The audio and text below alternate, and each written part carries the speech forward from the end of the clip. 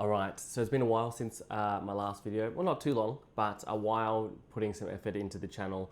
I just had a baby. Well, my wife pushed out our son, Varley, extremely cute boy. So sleep is hard to find at the moment. But here we go. This is my review on my Rossi R95 with my Ranger Point Precision Furniture Root Beer set. My red dot's not on.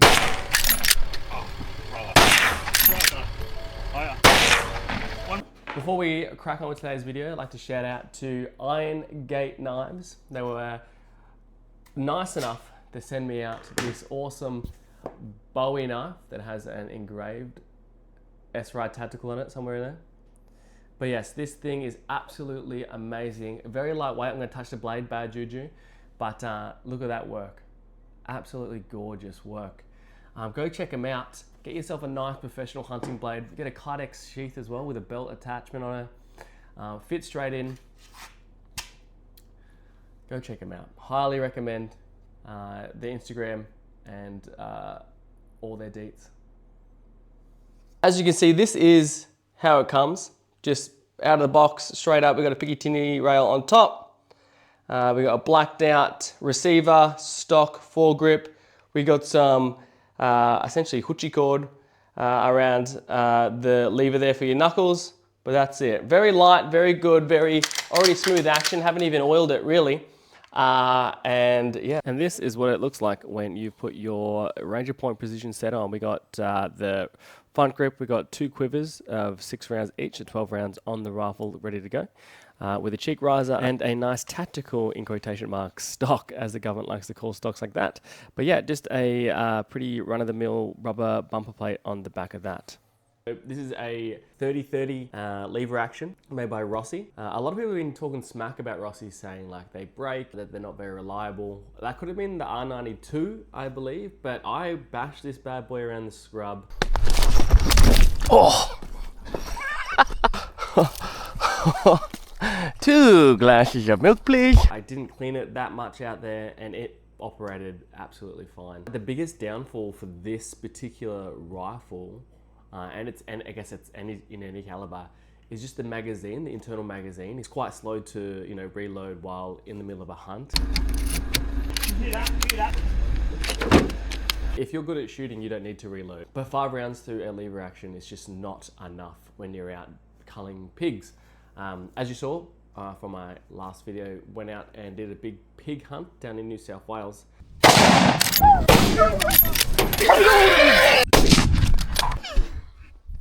And yes, my shooting wasn't the best on some of those pigs, but I found while trying to load this thing, it was quite fiddly, annoying, but having these 2 side quivers with the 12 rounds, so 6 and 6 on the side here, really does make that easier instead of going to your pocket or having a bandolier around the side.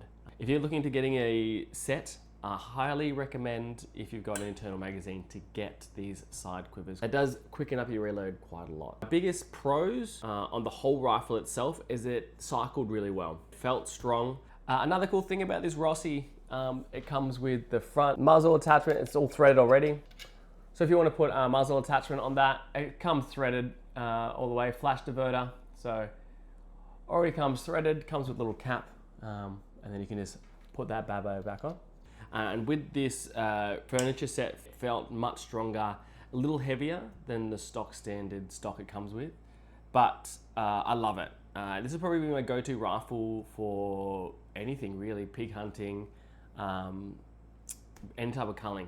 It's a big punching round, a 30-30, dirty 30-30. One of my favorite things about lever actions, or traditional lever actions, it's not really traditional, but traditional action of lever action, is being able to cock a round into the chamber like such, if there was rounds in the chamber, and able to apply pressure to the trigger and lowering the hammer forward, and then having that ultimate safety. It's very hard to try accidentally clip that hammer back, which I like a lot with traditional lever actions.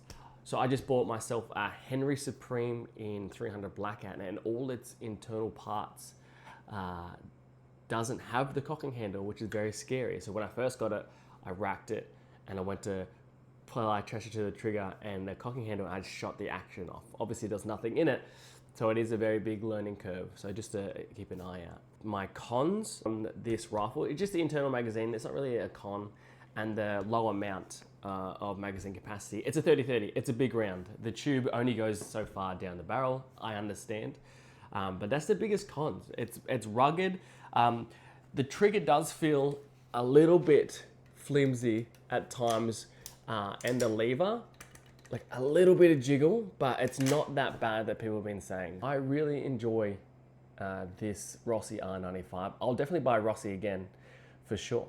And with my sight on it, at the moment, I've got a little Thrive HD from ZeroTech, but I was actually using another red dot from ZeroTech. It was sit a little bit higher, but I swapped that out because I wanted to get a little bit lower to the barrel for those quick target acquisitions. It does have a smaller aperture for getting on the targets, but when I was shooting this with the smaller sight, it felt better and I was hitting better.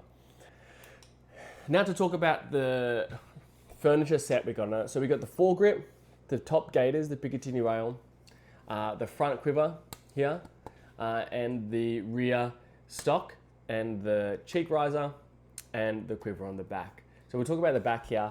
The cheek riser, amazing. It's just hard plastic, like it's hard plastic, but it fits really nice on your chin. And for me with a beard, it doesn't get caught. Like my wedge tail stock, hair does get caught in there a lot and it hurts. But this awesome work. That's just a personal preference for me. Having this nice padded rubber at the back, obviously great for the shoulder. It does extend it out a little bit. So if you want a shorter stock, you could take it off, or yeah, the stock is quite long. Another thing too is if you want to get another sight on this that isn't a red dot, so like an LPVO or a prism, you really need to get this back Picatinny rail, because for my eye relief, I need my sight sitting there with this long stock, because if I put my LPVO up front here, my eye relief is going to be absolutely rubbish. I need it all the way back here. And the Picatinny rail does come over the top of the cocking handle, so you can still use it. But yeah, so make sure you get the rear gaiter Picatinny rail for the receiver to be able to put bigger optics on. Red dots are fine, having it at the front, both eyes open, but yes, biggest takeaway from this build is get your Picatinny rails all the way to the back if you want to put a bigger sight on it. And then we're moving to the front here. I've got a little foregrip here from Weird Builds, my mate at Weird Builds. Really cool. It's really good for just holding my palm here.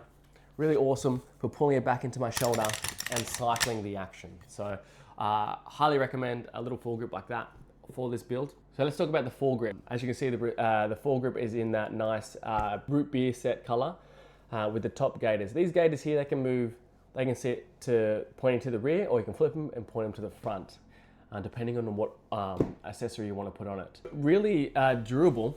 Like I said before, I did bash this around the scrub a lot, and there's a little bit of nicks off the paint, like tiny little bits, mostly off the guard here. I don't know if you can see it, but no, it's a tool, right? You want to use it as a tool. And I think having this root beer set from Ranger Point, not only does it make it look cool, I think it really does tighten up the build a lot. So let's talk about the most important part. Let's talk about prices. So Cleavers in Brisbane, Queensland, it is $1,349. Then Adventure Outdoors, a little bit more expensive, $1,799. Then those for the triple black. So for the original, you can get that for close to 1.2 or 1,145. But obviously prices vary per gun shop. And let's move on to the furniture root beer set from Ranger Point Precision. Fuck, I've said that a lot. So you're looking at, this is American, so $690 for the buttstock and foregrip with the front gaiters. See, that doesn't include the two quivers at all. They're roughly about $100 each Australian. So roughly a total of 900 USD, or in Australian dollar dues, 1,288. So round that up to 1,500 total, just because Australia loves to do that. And that's the price you're going to pay for the set. From a scale of 1 never buying to 10 buying just on the rifle itself, not on the build, I would go a 7, just because of that magazine, small magazine. The 30-30 is a big round. It kicks a lot.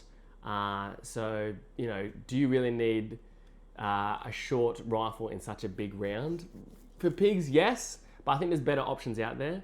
But for the price of the Rossi R95, give it a 7 out of 10. Absolutely amazing. I'm gonna say 10 out of 10 for the range proposition build.